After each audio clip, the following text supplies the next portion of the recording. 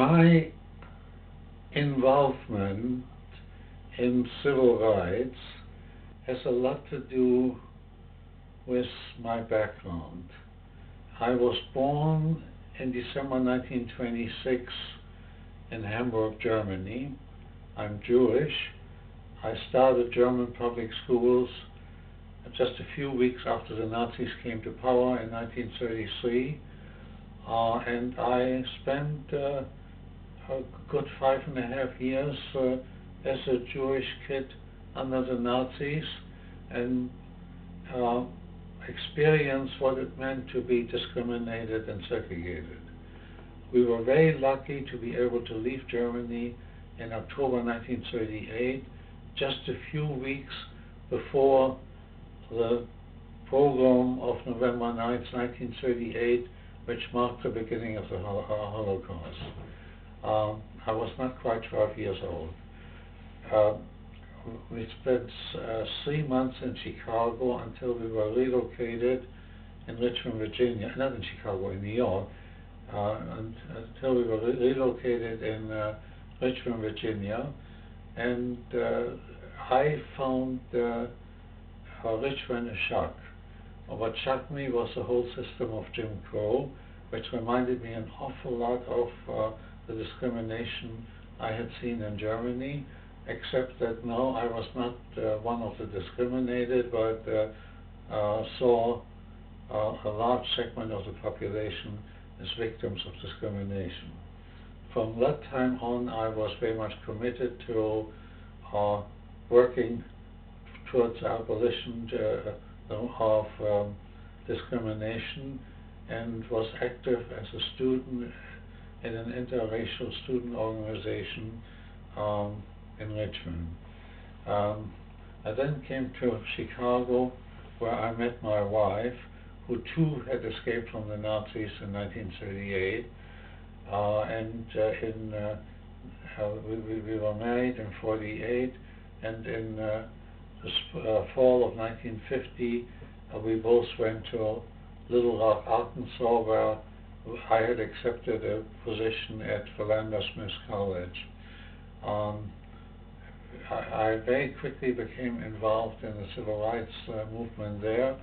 I made an attempt, which was successful to my surprise, to have the racial bars lifted in the public library, and was then asked by the Little Rock branch of the NAACP to head its education committee.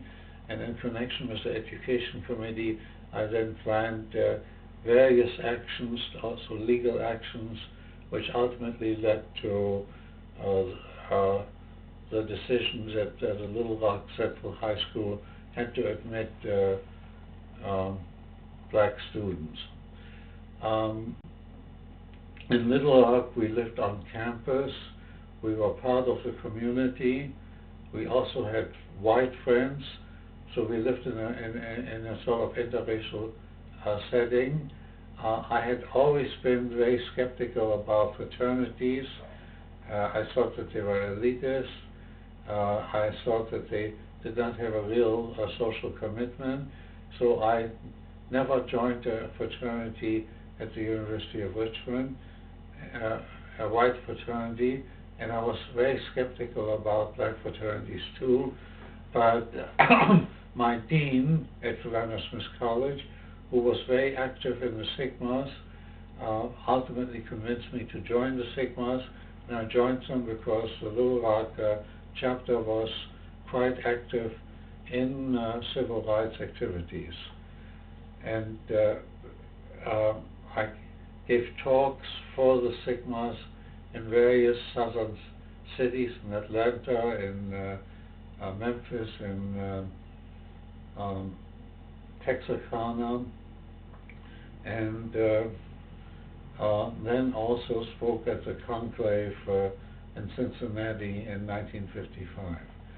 After we left New Orleans, after we left Little Rock and went to New Orleans, I continued to go to the Sigmas, but then lost interest because I felt that they were primarily a social group with very little concern for the political and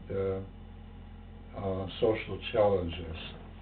And well, I continue to be involved in civil rights in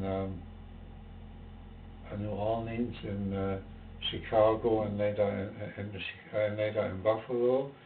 And since 1961, I was also very much involved in reestablishing understanding between Germans and Jews, and we have spent a lot of time in Germany since then.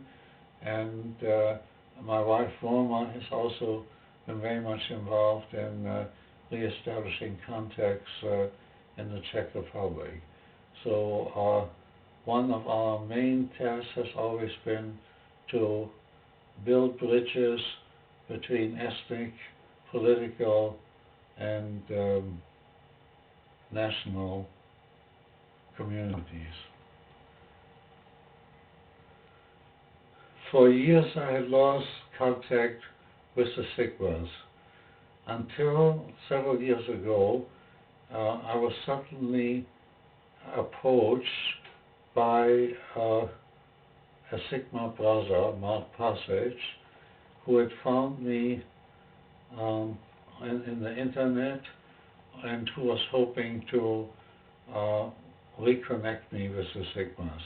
I again was very skeptical, as I had been originally when the question in the 50s first came up of joining the Sigmas, and only very recently had a chance to make contact with the Buffalo chapter, with which I've felt myself at home, and who I hope at least have some of the same concerns which I have.